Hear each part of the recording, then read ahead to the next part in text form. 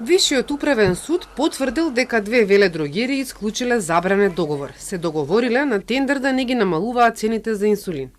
Информацијата ја објави Комисијата за заштита на конкуренцијата, која првично го утврдила картелот во фармацевскиот бизнис меѓу доктор Пановски и Фарматрейд во врска со јавна набавка од 2016, која била составена од два дела.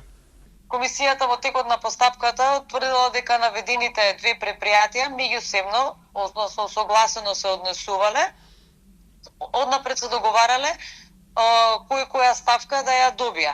На начин што и двете доставиле понуди за двете ставки, но на електронската аукција не ги намалувале цените, со цел едниот да ја добие едната ставка, а другиот да ја добие другата ставка од набавката.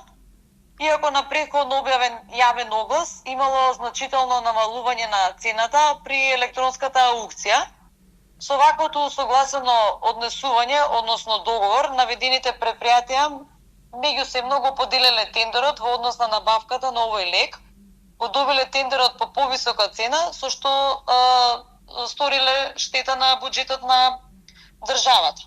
Одлуката е правосилна и извршна и двете компании треба да платат глоби. 1.060.000 евра за доктор Пановски и 721.000 за Фарматрейд. А за откриениот картел ќе го информираат и јавното обвинителство и управата за финансиска полиција. Информираат Комисијата за заштита на конкуренцијата. Од доктор Пановски велат дека досега не ја примиле пресудата. Зачудени се како управниот суд, кој два пати претходно одлучувал во нивна корист и ги отфрлил наводите дека наводно била нарушена деловната конкуренција во посочената јавна набавка, во третата постапка одлучил поинаку. Целосно е невозможно кои било фармацевски компании тајно или јавно да договараат цени на лекови, бидејќи тие се регулирани исклучиво од Министерството за здравство.